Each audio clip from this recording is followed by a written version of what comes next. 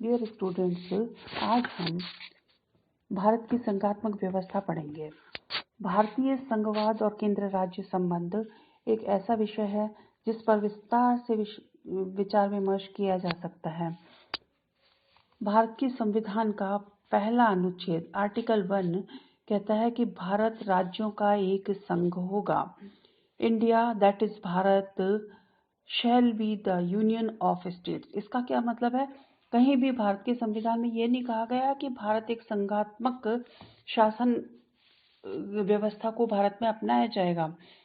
इसका मुख्य कारण जो था वो ये डॉक्टर अंबेडकर ने बताया। वो ये कहते थे कि भारत को यूनियन ऑफ स्टेट्स इसलिए कहा गया क्योंकि भारत परिसंघ नहीं है। परिसंघ का तात्पर्य यह है कि इकाइयों के मध्य किसी प्रकार के समझौते का परिणाम नहीं है। दूसरा यह है कि इकाइयों को संघ से पृथक होने का कोई अधिकार भी नहीं है।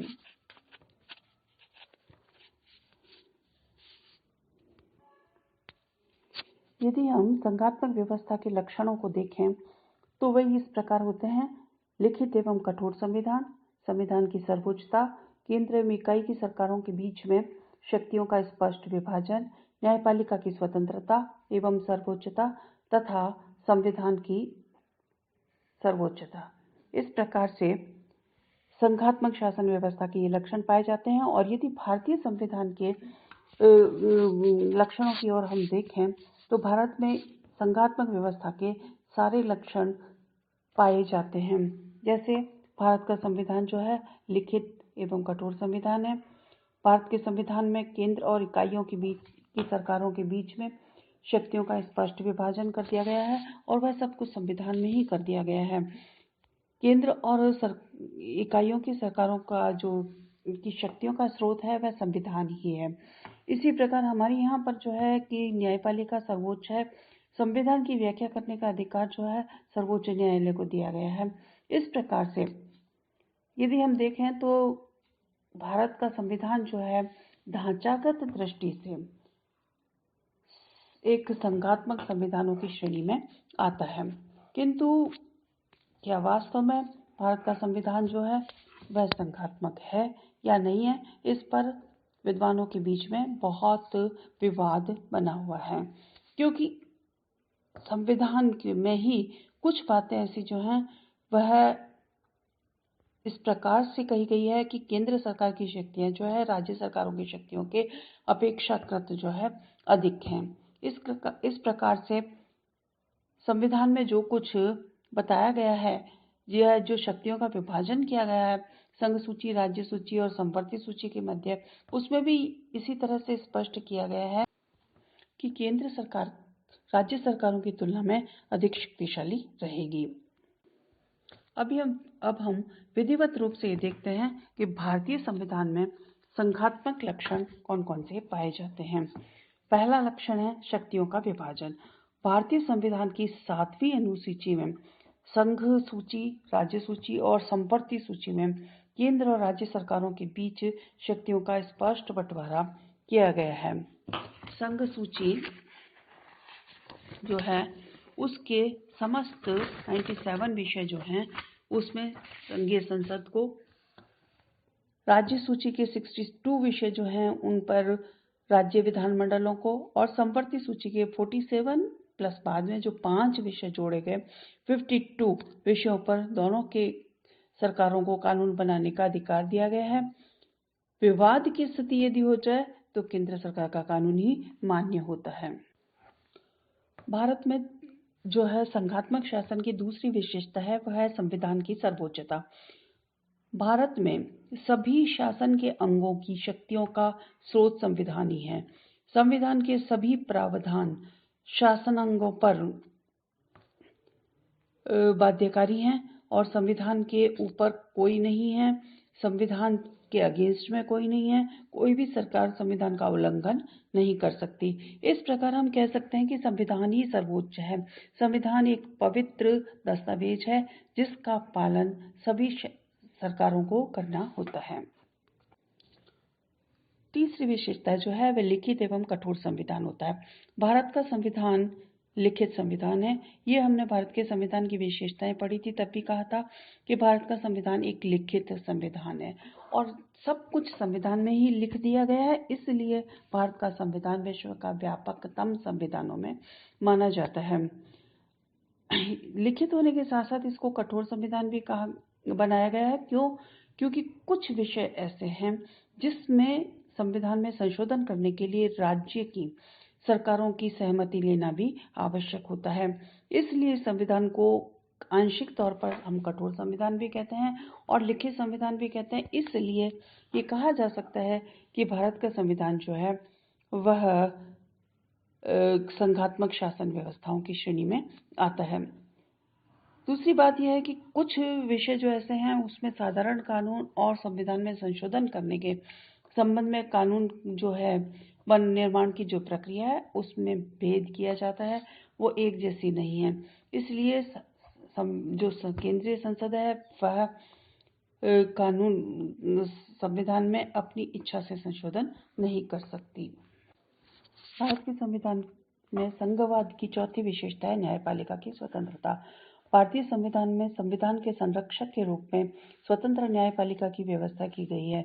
इस कार्यपालिका में व्यवस्थापिका के दबाव से पूर्णतः मुक्त रखा गया है और उच्चतम न्यायालय में राज्यों के उच्च न्यायालयों को संविधान की यह शक्ति प्रदान की गई है कि वे संविधान के विरुद्ध बनाए गए कानूनों को और संविधान के कार्यपालिका के द्वारा दिए गए आदेशों को यदि संविधान के विरुद्ध पाएं तो वह उसे अवैध घोषित कर दे।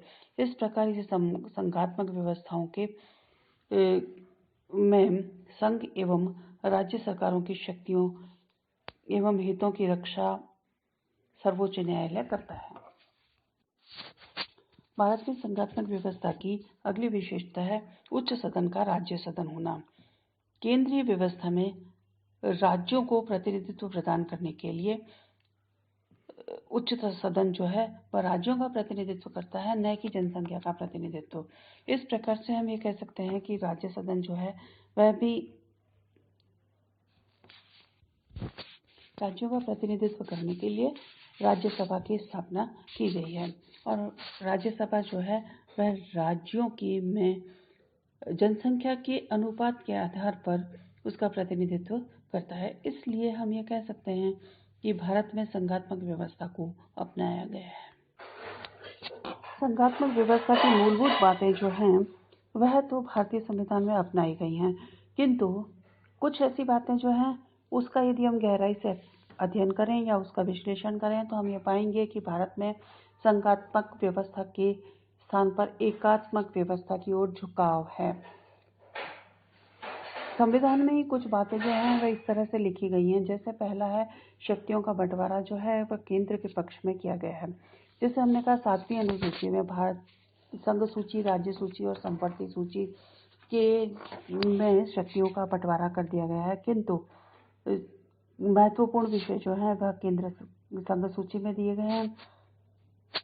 संपत्ति सूची जो है उसमें दोनों सरकारों को अधिकार तो दिया गया है कानून बनाने का, किंतु यदि दोनों सरकारों के कानूनों में किसी प्रकार का क्लैश हो जाए या विवाद की स्थिति उत्पन्न हो जाए तो केंद्र का कानून ही मान्य होगा।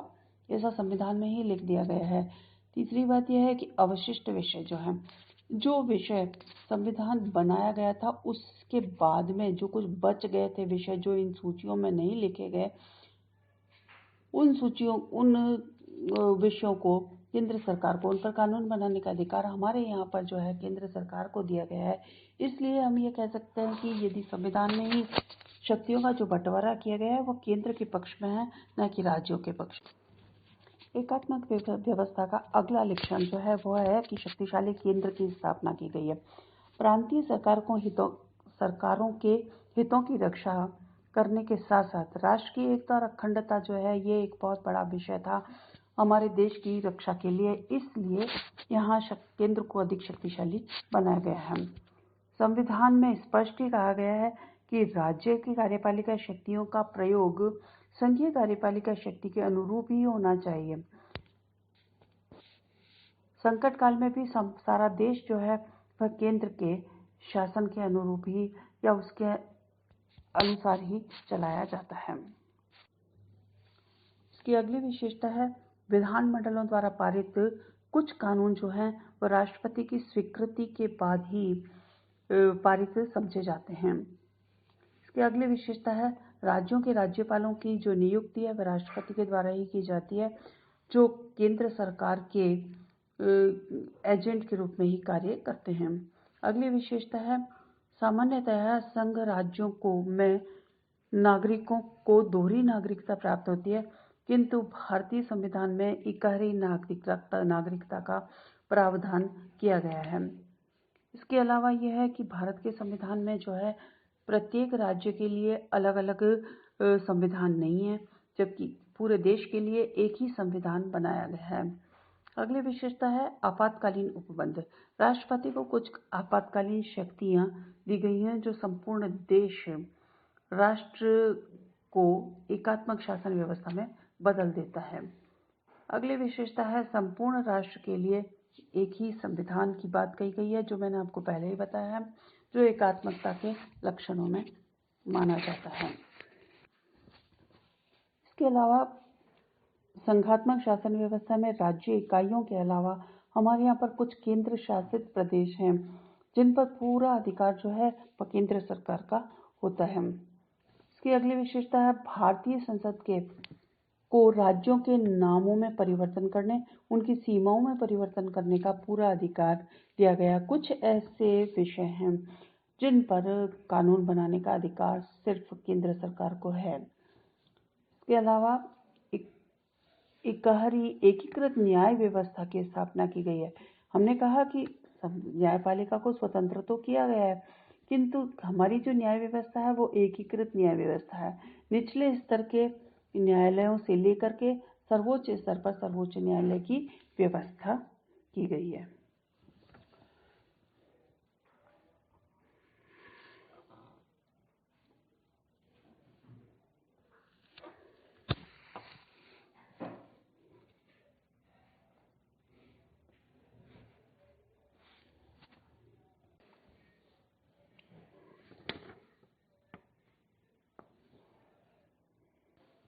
अगली विशेषता है कि अखिल भारतीय जो प्रशासनिक सेवाएं हैं वह केंद्र सरकार के अधीन ही होती हैं।